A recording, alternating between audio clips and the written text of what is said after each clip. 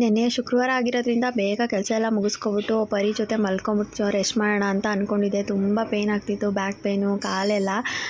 ಸರಿ ಅಂತ ಅಂದ್ಬಿಟ್ಟು ಬೇಗ ಎಲ್ಲ ಕೆಲಸ ಮುಗಿಸ್ಕೊಂಡು ಪರಿ 10 ಗಂಟೆ 11 ಗಂಟೆಗೆ ಮಲ್ಕೋತಾನೆ. ನೈಟೆಲ್ಲ ನಿದ್ದೆ ಮಾಡಲ್ಲ ಈ ಹುಡುಗರು. ಒಂದೊಂದ್ಸಲ 3 ದಿನದಿಂದ ಯಾಕೋ ನಿದ್ದೆನೇ ಇಲ್ಲ. ಹಂಗಾಗಿ ಮಲ್ಕೊಳ್ಳೋಣ ಅಂತ ಅಂದ್ಬಿಟ್ಟು ಮಲ್ಕೊಂಬಿಟ್ಟಿದ್ದೆ. ದೀಪನು ಗೀತಕ್ಕೂ ಸಡನ್ನಾಗಿ ಪ್ಲ್ಯಾನ್ ಮಾಡಿಬಿಟ್ಟಿದ್ದಾರೆ. ಗೊತ್ತಿಲ್ಲ, ಇಸ್ಕನ್ಗೆ ಹೋಗೋಣ ಬಾ ಅಂತ ಅಂದರು. ನಾನು ಬರಲ್ಲ, ಹೋಗ್ಬಿಟ್ಟು ಬನ್ನಿ ಅಂತ ಅಂದ್ರೂ ಬಿಟ್ಟಿಲ್ಲ.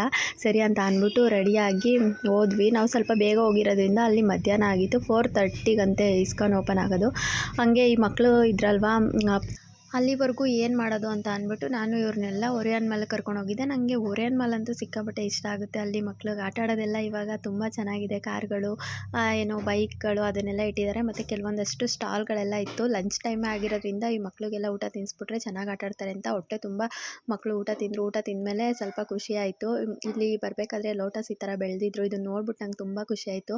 ನನಗಂತೂ ಒಂದು ಹಠ, ನನಗೆ ಪೀಸ್ಫುಲ್ಲಾಗಿರಬೇಕು, ಒಂದು ಮನೆ ಕಟ್ಕೊಂಡು ಈ ಥರದ್ದೆಲ್ಲ ನಂಗೆ ಇಷ್ಟ ಬಂದಿದ್ದು. ಗಿಡಗಳನ್ನೆಲ್ಲ ಹಾಕ್ಕೊಂಡು ಸಖತ್ತಾಗಿರಬೇಕು ಅನ್ನೋದು ಆಸೆ ತಲೆಗಂತೂ ಬಂದಿದೆ. ಅದನ್ನು ಮಾಡೋ ತನಕ ಬಿಡೋದಿಲ್ಲ. ಹಠ ಹೆಂಗಿರಬೇಕು ಅಂತ ಅಂದರೆ ಅದು ಸಾಧಿಸೋವರೆಗೂ ಬಿಡಬಾರ್ದು. ಯಾರು ನನ್ನ ಜೊತೆ ಇರ್ತಾರೋ ಬಿಡ್ತಾರೋ ಗೊತ್ತಿಲ್ಲ, ಇದಂತೂ ನಾನು ಮಾಡೇ ಮಾಡ್ತೀನಿ. Thank you.